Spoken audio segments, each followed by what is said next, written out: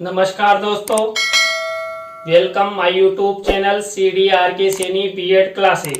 देखिए, हमारे YouTube channel के माध्यम से आप सबके लिए पाठ योजना निर्माण कार्यक्रम चलाया जा रहा है।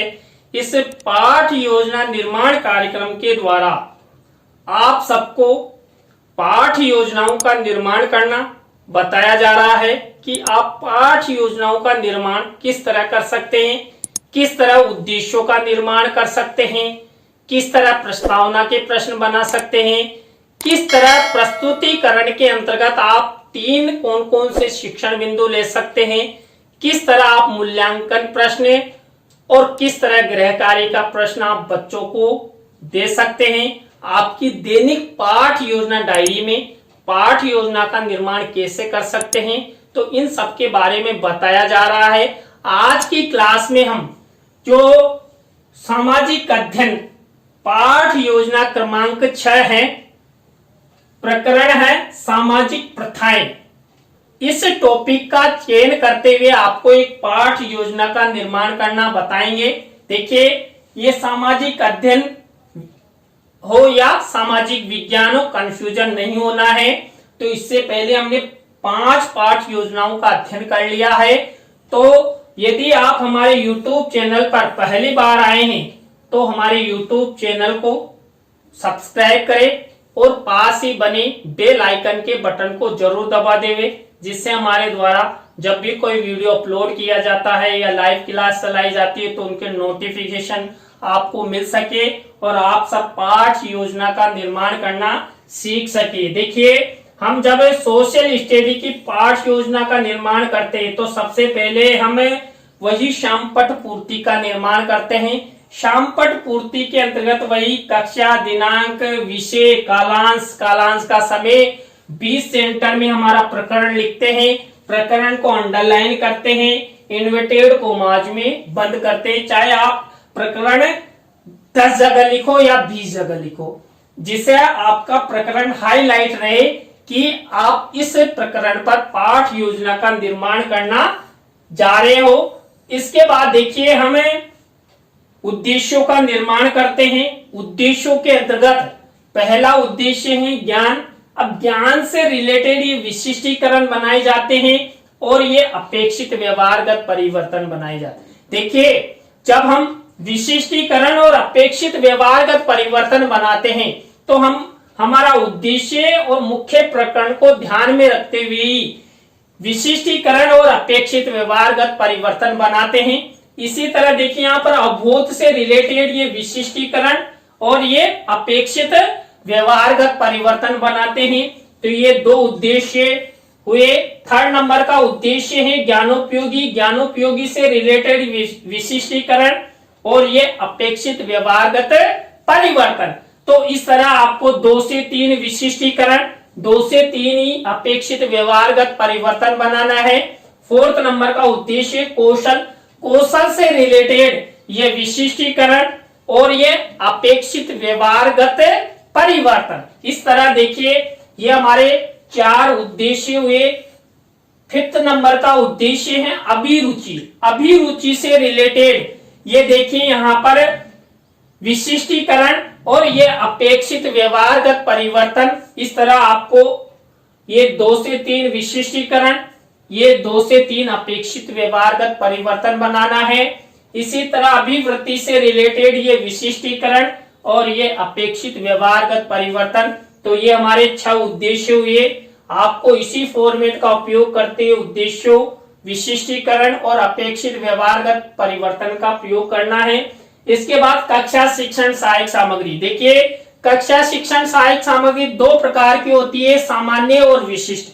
मुख्य होती है जो विशिष्ट शिक्षण सहायक सामग्री। देखिए, इस पाठ योजना में हमें कौन से श्रव्य दृश्य साधन का प्रयोग करेंगे कि हम चित्र का, मॉडल का, प्रतिकृति का निर्माण करेंगे। तो देखिए, यहाँ पर चार्ट और चित्र का निर्माण करेंगे। इसके बाद पूर्व ज्ञान।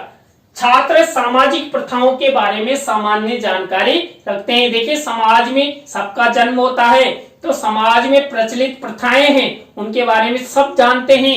तो यहाँ पर सामाजिक प्रथाओं के बारे में छात्र पूर्व ज्ञान रखते हैं।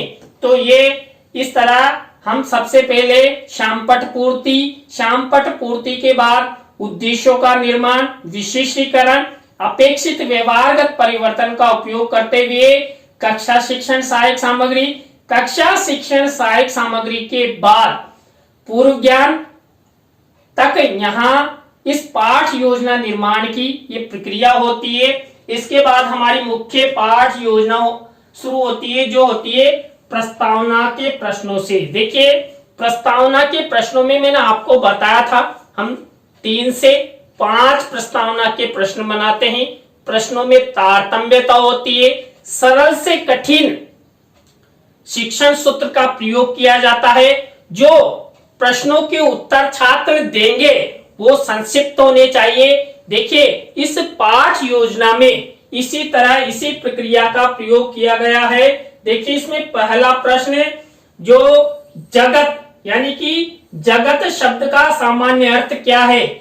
जगत का अर्थ है संसार। यहाँ पर जगत का पर्यायवाची शब्द भी ले सकते थे कि जगत का पर्यायवाची शब्द बताइए, तो संसार। अब इसी संसार से हमारा दूसरा प्रश्न बना हुआ है, संसार का सबसे बुद्धिमान प्राणी कौन है? मानव है। बहुत चातुर प्राणी होता है मानव।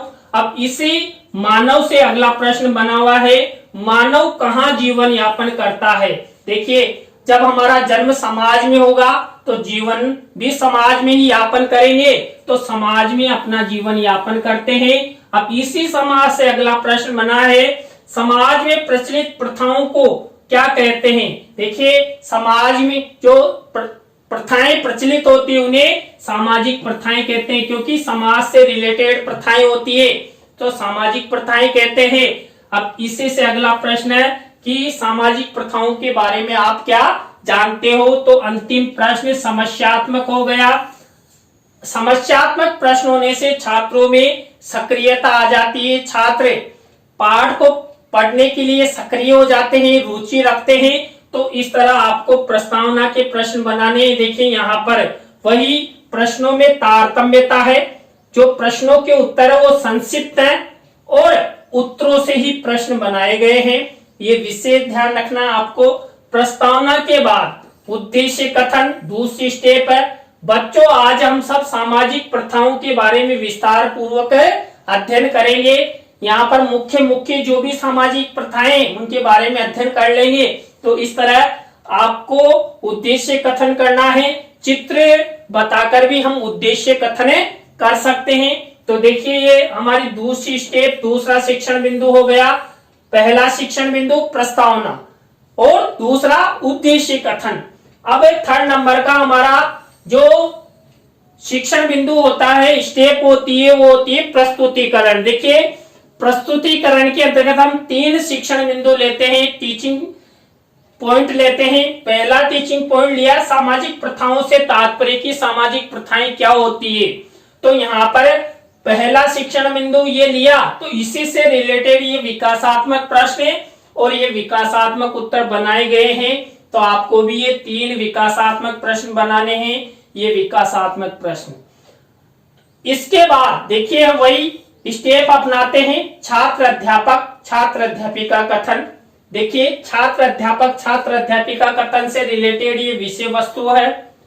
अब इसी विषय वस्तु में से देखिए, विषय वस्तु सामाजिक प्रथाओं से तात्पर्य से विलोम रखती है। तो इसी में से जो मुख्य शब्द है, सेंटेंस है, कोई परिभाषा है या किसी विद्वान की उक्ति है, उसको यहाँ पर श्यामपट्ट कार्य वाले कॉलम में लिखते हैं।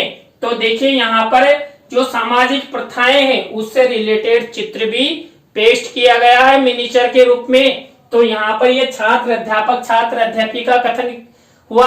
अब इसी से रिलेटेड जो बोध प्रश्न पूछे जाएंगे, किससे रिलेटेड? सामाजिक प्रथाओं से तात्पर्य से रिलेटेड। तो देखिए, वही 3 से 5 प्रश्न हम बनाते हैं, बोध प्रश्न, ये बोध प्रश्न, ये बोध उत्तर। अब हमारी जो प्रस्तुतिकरण के अंतर्गत पहला शिक्षण बिंदु है, वह पहला शिक्षण बिंदु कंप्लीट होता है। वही प्रक्रिया अपनाए अपने विकासात्मक प्रश्न, छात्र अध्यापिका कथन और बोध प्रश्न। दूसरा शिक्षण बिंदु देखिए, प्रस्तुतिकरण के अंतर्गत बाल विवाह, देखिए सामाजिक प्रथा ले ली हमने, बाल विवाह। अब ये बाल विवाह से रिलेटेड ये विकासात्मक प्रश्न है और ये विकासात्मक उत्तर, वही 3 विकासात्मक प्रश्न बनाए गए हैं। ये फॉर्मेट वही है, कोई चेंजेस नहीं है। अब देखिए विकासात्मक प्रश्नों के बाद वही छात्र अध्यापक छात्र अध्यापिका कथन। देखिए ये बाल विवाह से रिलेटेड ये विषय वस्तु है। इस विषय वस्तु में से ही मुख्य शब्द सेंटेंस को श्यामपट्ट कार्य वाले कॉलम पर ब्लैक शीट के मिनीचर पर लिखा गया है। इसी से रिलेटेड देखिए यहाँ पर बाल विवाह का चित्र मिनीचर के रूप में लगाया गया है। देखिए जो बाल विवाह के अंतर्गत दूल्हा है ना, जो चलाने को आता छोटी उम्र में, वो चला रहा, दुल्हन पीछे पीछे आइसक्रीम यानी दूध पी रही है। तो ये दुल्हन तो दूध पी रही है और दूल्हा रिक्शा चला रहा है। तो यहाँ पर ये बाल विवाह का चित्र मेंशन किया गया है। तो ये हुआ छात्र अध्यापक छात्र अध्यापिका कथन। तो इसी में से अब वही बोध प्रश्न करेंगे। देखिए बोध प्रश्नों में मैंने आपको बता ही दिया 3 से 5 बोध प्रश्न पूछ सकते हैं। अब यहाँ बाल विवाह से रिलेटेड ये बोध प्रश्न है, ये बोध उत्तर है। तो आपको इसी तरह इसी प्रक्रिया का इसी सोपान का इस तरह प्रयोग करना है। तो ये हमारे 2 शिक्षण बिंदु कंप्लीट हो चुके।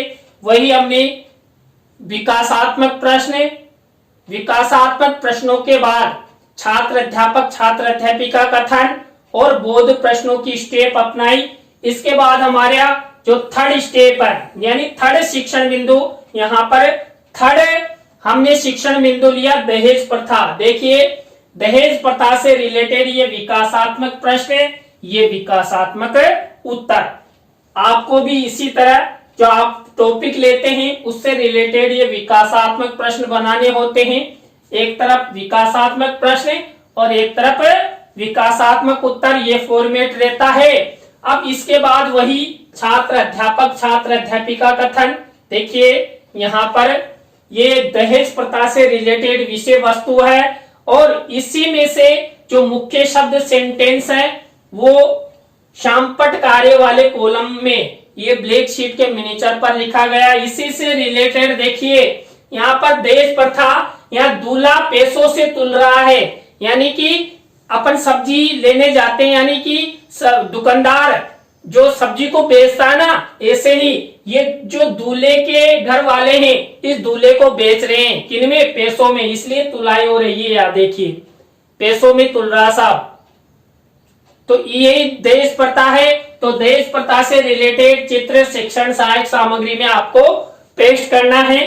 तो ये छात्र अध्यापक छात्र अध्यापिका कथन हो गया।